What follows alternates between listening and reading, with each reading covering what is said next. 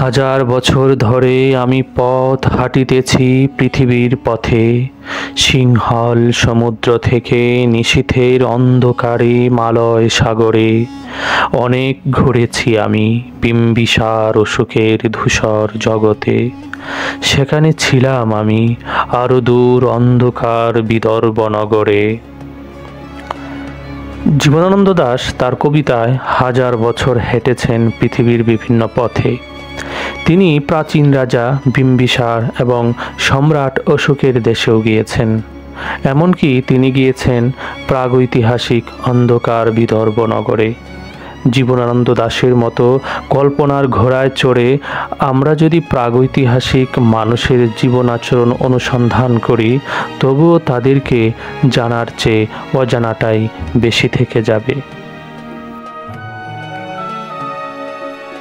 প্রাগৈতিহাসিক মানুষ গুহাবাসী ছিল, এ কথাটি সম্পূর্ণ ঠিক নয়।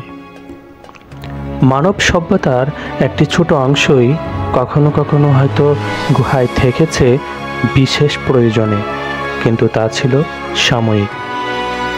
কেননা গুহা বিশ্বের বেশিরভাগ অঞ্চল জুড়েই বিরল।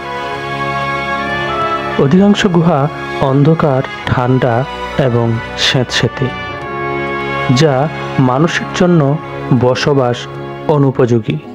এবং অন্যান্য গুহার বাসিন্দারা যেমন ভাল্লুক, সিংহ, হায়না প্রায়ই গুহাগুলোকে মানুষের জন্য অযোগ্য করে তোলে। ফ্রান্সের দক্ষিণ পূর্ব ভূমধ্যসাগরীয় উপকূলে প্রায় 1 মিলিয়ন বছর আগে মানুষ ব্যবহার করেছিল এমন একটি গুহার সন্ধান পাওয়া গেছে।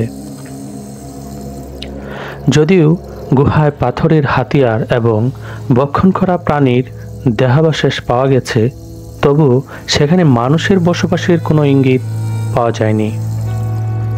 এছাড়াও প্রায় 1 লক্ষ বছর আগে দক্ষিণ আফ্রিকার দক্ষিণ কেপ উপকূলে ব্লোমস গুহায় কিছু হোমোসেপিয়েন্স কাজ করেছিল।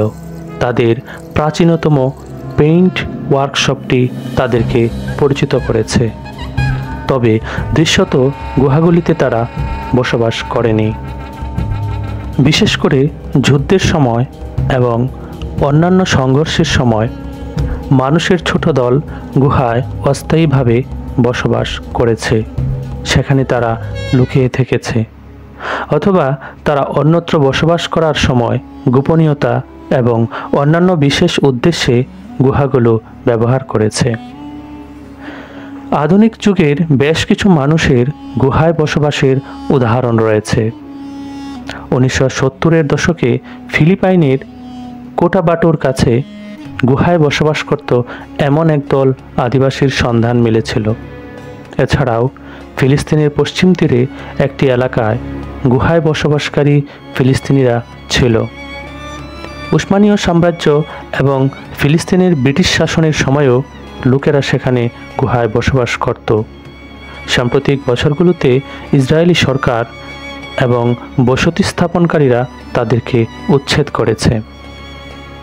চীনে কমপক্ষে 3 কোটি মানুষ আধুনিক যুগেও গুহাবাড়িতে বাস করে, যাকে ইয়াওডং বলা হয়, কারণ তারা শীতকালে উষ্ণতা পেতে এবং গ্রীষ্মে শীতলতার জন্য এই গুহাগুলো ব্যবহার করে। এমনকি কিছু লোক শহরের কংক্রিটের বাড়ির চেয়েও গুহাগুলিকে বেশি পছন্দ করে। তাই বলা যায় প্রাগৈতিহাসিক মানুষ গুহাবাসী ছিল।